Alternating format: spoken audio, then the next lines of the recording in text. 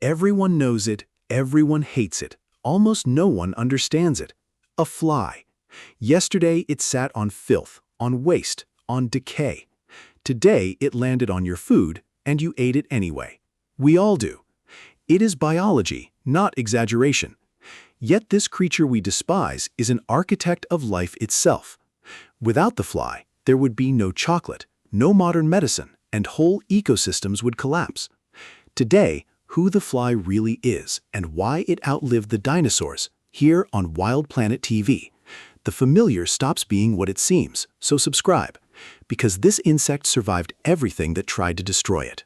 65 million years ago, the last dinosaurs were dying out, and the flies were already there, doing exactly what they do now. They flew over the great fallen reptiles and laid their eggs. They carried on exactly the same, and so they survived. The dinosaurs vanished, the flies simply continued on.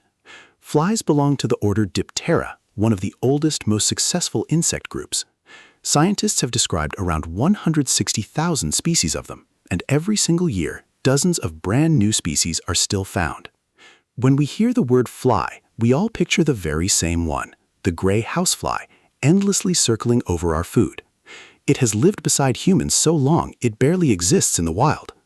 Our house is its house, and our garbage is its food. An uninvited relative that is simply impossible to be rid of. But the housefly is only one species out of 160,000. Some are hunters that tear apart larger prey in mid-flight. Some have larvae that live inside pools of thick crude oil. Some are pollinators that whole plant families depend upon. And some never eat at all, born only to breed and then die.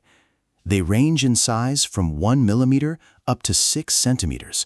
The largest of all lives in the forests of South America. Its wingspan reaches nearly 12 centimeters from tip to tip. That is not something you swat with a rolled-up newspaper. It is something you quietly walk away from instead.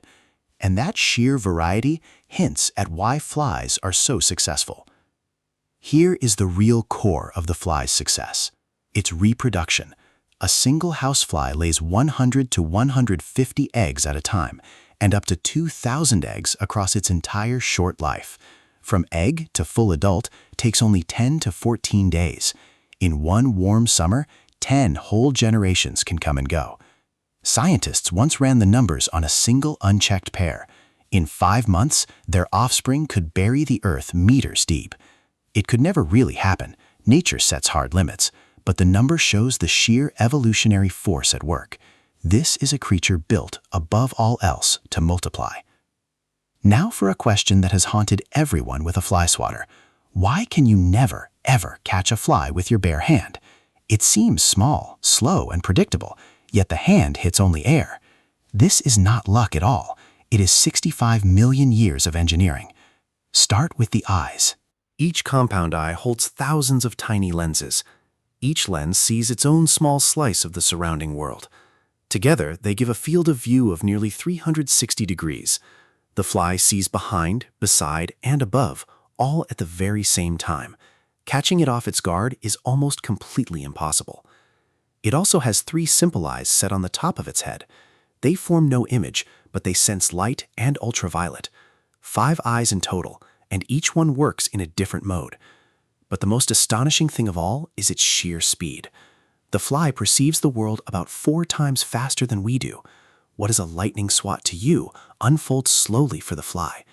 It sees your hand, judges its exact path, and launches instantly, all in a fraction of a second that is completely invisible to us. One study measured its reaction to an object rushing toward it. It begins preparing to take off before it even decides where to go. The fly predicts your movement and reacts fully in advance. That is no longer a reflex. In us, we would call it anticipation. Flies have only 2 working wings, which are the front pair. The rear wings evolved into tiny knobs called halteres. They vibrate during flight and work exactly like a gyroscope. They let it hover, turn on a dime, and even fly backward. And they make the buzz you hear, not the wings, but these organs. Now the legs. Each of the 6 ends in claws and soft pads. Those pads are covered in microscopic, sticky hairs. They release a substance like a very soft, gentle tape, enough to hold the fly upside down on a ceiling or on glass. And finally, Taste. The fly does not taste with its mouth at all. Its taste receptors sit directly on its legs and its feet. The instant it lands, it knows if the food is safe or toxic. The fly is not just sitting on your food, it is analyzing it. And here is where all of that perfection turns dangerous. Everything that makes the fly perfect also makes it deadly. It is one of the most effective disease carriers in all of history. The housefly does not bite, and it injects no venom at all. It simply lands. But its body is covered in coarse, bristly hairs. Everything it has ever touched clings tightly to those hairs, and it has been touching waste and decay all day long. On the legs of one single housefly, scientists found terrible things: typhus, dysentery, tuberculosis, cholera, and salmonella, all at once. The fly itself is not sick, it is simply the transport. And the humble housefly is actually the mildest case of all. In sub-Saharan Africa lives a gray fly called the tsetse. In its mouthparts, it carries deadly microscopic parasites. They cause the illness that is known as sleeping sickness. Untreated, it reaches the brain and it can be fatal. In the 20th century alone, it took around 3 million lives. The tsetse attacks almost anything that moves and gives off heat. Cars, people, and cattle are all fair game to it. But there is one animal it will never attack: the zebra. The black and white stripes scramble its navigation completely. It simply cannot make out the shape of the zebra's body. So zebras graze calmly where other large animals risk their lives. Another fly that few people ever talk about is stranger still. It looks exactly like a housefly, but it does not use garbage. It lays its eggs in living tissue, and its larvae feed there. And it is spreading slowly northward as the climate keeps warming. Napoleon did not truly lose his great war against Russia. It was the fly that quietly destroyed his army. It sounds absurd, but it is plain medical statistics. 600,000 soldiers marched into Russia in 1812. Far more of them died of disease than ever died in battle. Typhus, dysentery, enteritis, and the carriers were the flies. The army left a long trail of waste as it slowly advanced. By the retreat from Moscow, it was already completely broken. It was not the Russian cold. The fly came long before it. Before antibiotics, the fly was an invisible weapon that spared no one.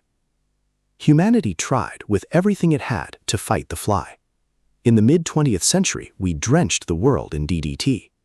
There were fewer flies, but the birds and the fish vanished too. The bees disappeared as well, and the price was far too high. And the fly, of course, survived even that. Every time we thought we had finally won, it simply adapted. And here, the whole story takes a completely unexpected turn. Because the fly did not just survive our long war on it, it helps us far more than most people ever realize. In fact, without it, our whole world would slowly fall apart. Picture a forest floor at the very end of a long winter. It is covered in fallen leaves, in branches, and in dead things. So who exactly cleans all of that away? In large part, it is the flies, or rather their hungry larvae. Their larvae feed on dead matter of almost every kind. Carcasses, rotting plants, and dung are all broken back down. All of it is returned to simple substances in the soil. Without them, ecosystems would drown in their own waste. A single flesh fly female finds a body within half an hour of death. She lays her eggs there almost immediately. Hundreds of larvae can break a medium body back down in days. It is grim work, but it keeps the entire world clean. Now for something almost no one ever expects from a fly.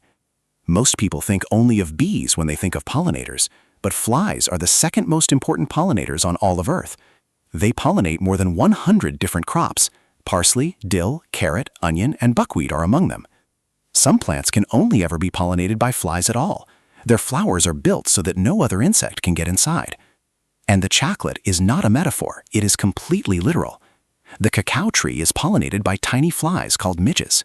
It has almost no other pollinator anywhere in the entire world. Every attempt to grow cacao without them has always failed. Every single chocolate bar exists because a fly did its job. Comment the word chocolate if that just genuinely surprised you. An animal we swat is quietly holding up crops we eat every day. And now, the most unexpected twist in the whole story. The very larvae that disgust us are a powerful medical tool. In the Middle Ages, surgeons noted something genuinely strange. Wounds where a fly had laid eggs did not become infected, they did not swell, and somehow they simply healed. How could a filthy little larva possibly heal a wound? The real answer only arrived in the 20th century. The larvae eat only the dead tissue and never the living. And they release substances that kill bacteria and clean the wound.